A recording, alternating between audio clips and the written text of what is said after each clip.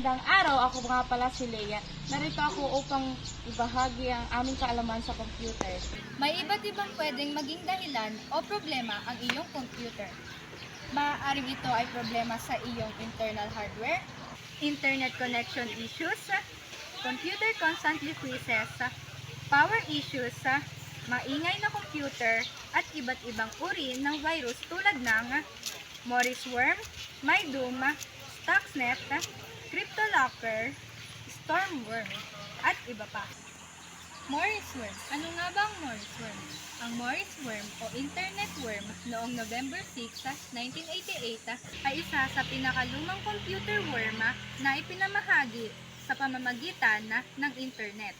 At ang unang nakakuha ng makabulahang pansin sa mainstream media. Nagresulta ito ng felony conviction sa US sa ilalim ng 1986 Computer Fraud, Abuse and Act.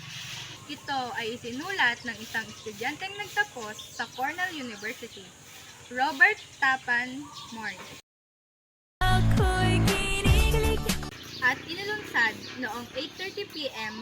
November 2, 1988 mula sa Massachusetts Institute of Technology Network. MyDoom virus. Ang MyDoom virus ay isang computer worm na nagtatarget ng mga computer na nagpapatakbo ng Microsoft Windows. Ito ay unang nakita noong Enero 26, 2004. Ito ang pinakamabilis na kumakalat na email worm kailanman, na lumampas sa mga naunang tala na itinakda ng So Big Worm at I Love You.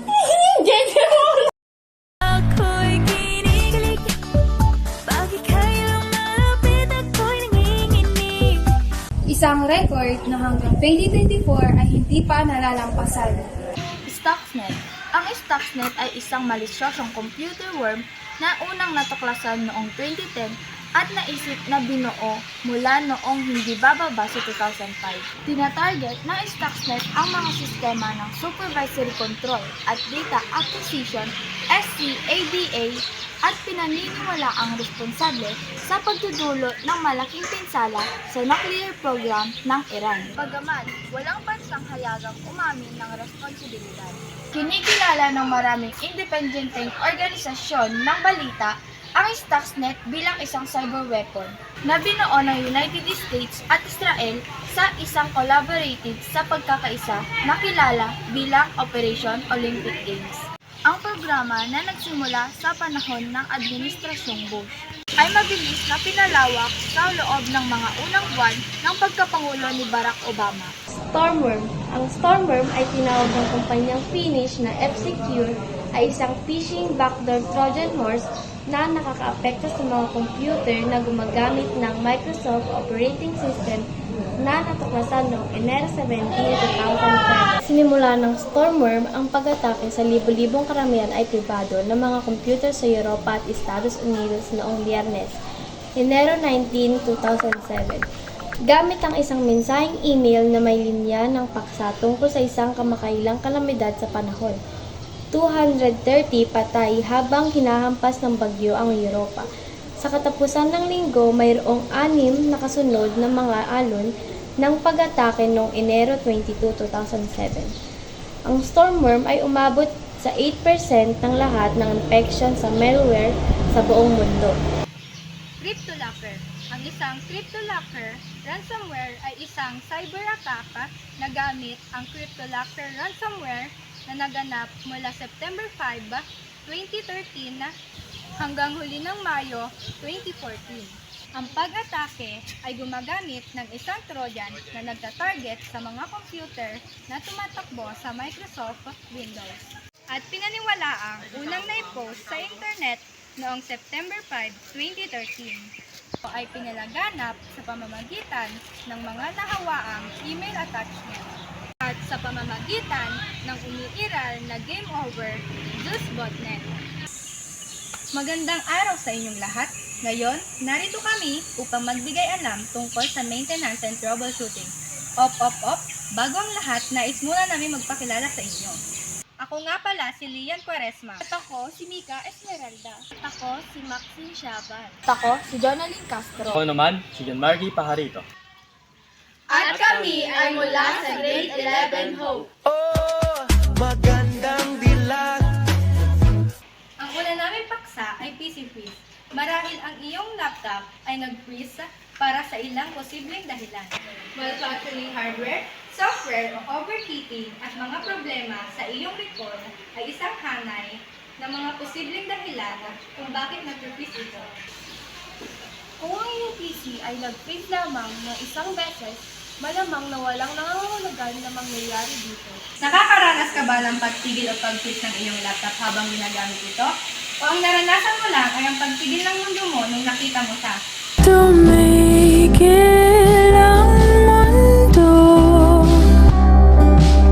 Oh, talaga? Legit? Marahil ay may matututunan ka ditong kapaki-pakinabang, hindi tulad niyang iniwan ka nung wala ka ng pakinabang sa buhay niya. Lungkot, nayayamot, nagmumukmuk, hindi ko pa yata kayabang. Kaya naman ipapakita ko kung ano ang dapat mong gawin kung ikaw ay makakaranas ng ganito. Una ay pindutin ang Shift, Control, Window key at B ng sabay upang ma-refresh ang iyong graphics driver. Sa paraan na ito ay maaayos nito ang iyong problema. Ngunit kung nararanasan mo pa rin ang pagbaliwala niya sa'yo, ay hinto mo na itong video na ito. Nang araw pa lang minahal kita. Legit? Kung nararanasan mo pa rin ang problema na ito, ay gawin natin ang pangalawang hakbang. Ito ay ang pagpindot ng Control, Shift at Escape ng sabay upang mabuksan ang Task Manager. Sa Task Manager ay makikita mo dito ang mga bukas na application na hindi naman ginagamit na pwedeng naging dahilan bakit tumitigil ang iyong laptop. Sa proseso na ito, ang pwede nating gawin ay pindutin at buksan ang application at i-entas ito upang tumigil na at maisara na ang mga application na hindi naman natin ginagamit. Pagkatapos mo ito gawin ay pumunta ka sa setup at i-disable mo lahat ng naka-enable. Pagkatapos nito ay bumalik sa process, hanapin ang Window Explorer at pindutin ang restart. At dito na nagtatapos ang tutorial kung paano natin masasaayos ang PC freeze. Sana nakatulong ang aming ginawang pagtuturo kung paano mo masusolusyonan ang problemang ito. Dumako na tayo sa pangalawang paksa. Ang iyong laptop ba ay hindi bumubukas o hindi nagcha-charge? Sa video ito, ipapakita ko sa iyo kung ano ang pagkukulang mo. Itinamaan, puso'y tinamaan, sadyang Oh, talaga? Legit? Kaya sa video ito, ipapakita namin sa inyo ang isang bagay na maaari mong subukan upang mapabilis at masolusyonan ito. Halimbawa, kapag pinindot mo ang laptop ay walang mangyayari. Ang dapat mong gawin ay mahalin ako. Oh, talaga? Legit? Ang dapat mong gawin ay i-charge ito at pindutin ang power button ng 15 seconds. Hanapin ang power button sa iyong keyboard. Maaaring ito ay nasa kanan o sa kaliwa at maaari namang maging sa harap. At i-press ito ng 15 seconds. I-connect ang laptop sa plug ng kuryente upang ito ay may charge. I-press ito ng 15 seconds at panatilihing hawakan.